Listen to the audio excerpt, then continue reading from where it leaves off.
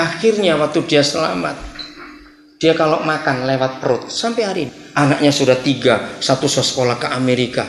Tuhan pakai mereka luar biasa. Istrinya cantik dari Surabaya. Itu teman baik saya jadi istrinya. Gara-gara ke gereja saya, terus dia menikah dengan jemaat itu juga teman baik luar biasa. Nah terus, jadi waktu saya lihat dia makan, kok repot sekali. Jadi gini, maaf ya, dia kunyah, nyam, kunyah, gitu. Terus saya tungguin karena saya sekamar dengan dia tidur. Jadi kemana-mana dia tuh bawa botol dotnya bayi itu pakai corong, terus dilepeh. Sudah penuh, terus dia buka bajunya, dipompa, crot, masuk ke lambungnya. Itu sampai hari ini masih hidup. Terus saya tanya, timbang repot-repot, kenapa nggak di blender dihancurkan? Saya dulu mikir gitu juga, Den. Dia bilang, tapi kenapa? Tidak bisa. Di ludah kita ada enzim. Enzim ini yang diperlukan untuk mencerna makanan di lambung. Nah enzim ini nggak bisa diganti dan dibeli. Dia bilang kalau bisa tuku dan tak tuku enzimnya aku gak ngelepai terus ngene bendino. Dia bilang begitu. Tiap hari dia ngeluh, aduh saudara ini enzim itu nggak ada gantinya. Bayangkan. Begitu pula kalau dia minum, saudara tidak boleh langsung diisi di situ. Dikumur dulu. Langsung masuk ke situ. Lu kok guyu kenapa dikandani kok? Nah, yang hebat lagi saudara, itu saya kagum sekali pada keajaiban Tuhan. Bagaimana dia setia kepada Tuhan walaupun seperti itu. Maaf, kok sudah lama gak ngomong. Jadi mampatnya sampai di bawah tekak sini loh. Maaf ya, dia udah ngomong gak lama, sorry ya Den ya. Kalau khotbah juga itu, sorry ya, dia keluar dulu. Meludah, karena Tuhan penuh di sini. Bisa bayang gak? Karena mampet. Orang hidup, coba bayangkan, nggak bisa ngelek, ganjel, bagaimana enaknya, tapi dia mengasihi Tuhan karena itu. Wah kalau dia khotbah untuk anak-anak muda, wah hidup, hati-hati bunuh diri, awas kamu. Nah kayak gitu, karena dia ngalami sendiri, bisa bayangin. Kalau alamatnya saya kasih alamatnya, undang dia ke Cilacap, Tuhan pakai dia luar biasa. Lalu yang hebat lagi dia itu punya karunia yang nggak ada di Alkitab.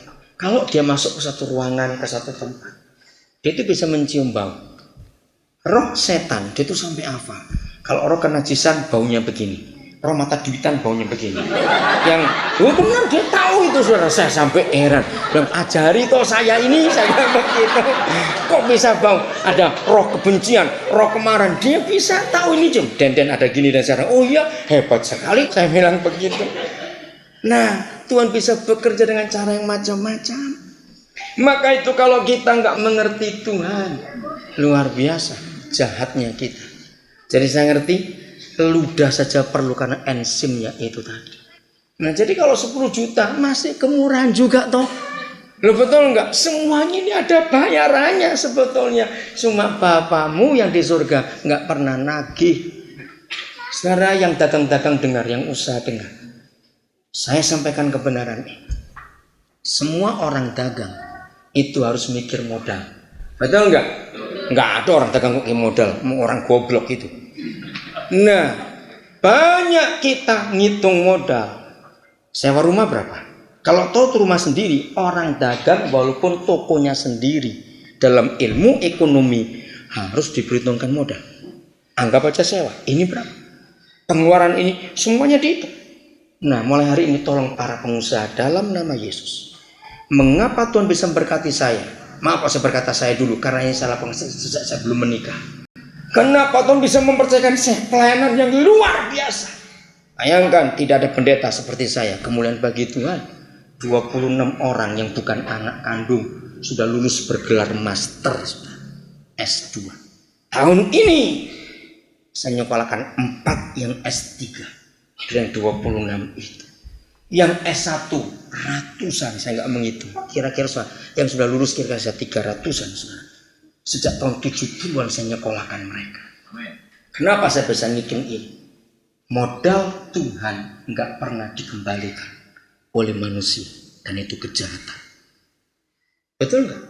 Kenapa kok kita dagang ngitung modal ini, modal itu? Kenapa modalnya Tuhan kok nggak pernah kamu hitung? Mungkin agak sulit dimengerti. Saya akan berkata pelan-pelan. Modalnya Tuhan yang hidup ini. Harusnya kita hitung. Kalau ada anak lulus dokter, lulus insinyur, kalau itu uang bapaknya atau uang ngutang, dia ngitung bisa lulus. Aku mesti kerja untuk mengembalikan itu. Betul nggak? Kita punya modal dari bank, kembalikan ke bank. Modal di toko itu kita pakai barangnya, kita hitung, kembalikan. Mengapa untuk kita hidup kita nggak kembalikan ke Tuhan? Jadi kalau saya ambil yang paling murah untuk modal Tuhan, ngomong 10 juta satu hari buat kita hidup. Kenapa kita nggak ngitung berapa persen harus kembali kepada Tuhan? Maka itu banyak pengusaha yang dekat saya berikan kebenaran ini. Jadi setiap kali kamu dagang, sisihkan saham kosong. Itu untuk Tuhan. Dari 5% sampai 20%. Tergantung berapa murah hati. Ngerti ilustrasi ini saudara? Harusnya begitu ngitungnya. Kalau semua pengusaha Kristen, anak-anak Tuhan, memperhitungkan modalnya Tuhan harus dikembalikan. Nggak ada orang susah, nggak ada orang miskin, nggak ada terhalangnya pekerjaan Tuhan. Karena itu milik Tuhan semua kembali. Maka itu kalau cuma perpuluhan itu belum ada apa-apanya. Belum saudara. Ini yang kita harus mengerti dalam hidup ini. Kembalikan modalnya Tuhan. Oke, saya ambil sekarang 50 juta saja. Saya ambil tengah-tengah. Dari 10, 5, 4, dan 100 juta. Saya ambil tengah-tengah 50 juta. Umur saya sekarang hampir 50 tahun. Saya ambil saya sendiri. Mari kita hitung umur tengah-tengah. Saya bilang aja 50 tahun.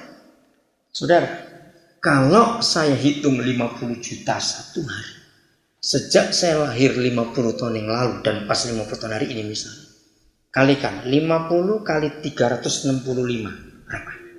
Ya jangan dulu Pak, kebanyakan nanti. 50 tahun kali 365 hari, itu berapa hari? 175.000. Bayangkan 175.000 hari kalikan 50 juta. Rusak kalkulatormu. Hilang angkanya sudah. Mungkin jebol ke sana, angkanya keluar. Sudah nggak mungkin. Loh betul nggak? 175 kali 5 aja berapa? Cepat. Yang biasanya hitung duit. 175 kali 5 berapa? 875 nolnya piro? Cepat jawab lu. Kok 3? Oh 3. 03 ditambah 07. Betul toh 50 juta kan 07. Oke, jadi 175 apa itu? Nek 010 itu. Loh cepat jawab apa nah? Kalau 010 itu 175 apa? 1,75 triliun kalau itu umur 50. Kurangi kalau soal umur 20-an. Ini cara ngitung. Dari tahun 70-an saya sudah ngitung seperti ini. Maka pertanyaan saya, kalau untuk menghidupi seorang Daniel Alexander, surga harus keluar 1,75 triliun rupiah. Maaf ya, jangan tersinggung saya ngomong ini. Kalau saya cuma menghasilkan mangan turu warak tai. Loh betul nggak? Ini kata penting saudara. Seperti itu papa saya ngomong saya, Daniel, untuk hidupi kamu, kalau cuma makan tidur menghasilkan tai, rugi aku. Loh betul nggak saudara? Sekarang apa hasil hidupmu? Ini yang Tuhan cari. Kalau ngingu babi enak, mangan turu lemu, memang itu tujuannya babi. Nah kita kan bukan babi. Kalau tunggu bangun pagi, lapar ya sarapan, kenyang tidur lagi. Nunggu bangun siang karena lapar lagi, mangan lagi, babi tenan itu sudah. Hasilnya apa? Ini serius betul nggak? Apa yang kita sudah buat untuk Tuhan dan untuk orang lain? Umur kita sudah sekian. Dan berapa triliun yang sudah dikeluarkan surga untuk menghidupi kita. Luar biasa hidupnya. Maka itu Yeskiel 47 ini penting. Jadi saudara dan saya harus terus menjadi orang Kristen yang tambah lama tambah dewasa. Bukan tambah lama tambah cilik. Itu namanya bonsai. Pohon bonsai mahal. Lah nek Kristen bonsai sapa sing tuku? Ngerti kata ini? Kita bukan Kristen bonsai yang nggak bisa berbuah. Betul nggak? Harus berbuah. Dari pertama sampai mata kaki. Maju lagi 1000 hasta sampai ke dengkul. Lutut kita mulai terendam. 1000 hasta lagi sampai ke pinggang. Yang keempat 1000 hasta sudah nggak bisa jalan lagi, harus berenang. Artinya hidup mengikuti Roh Kudus, nggak bisa maunya sendiri.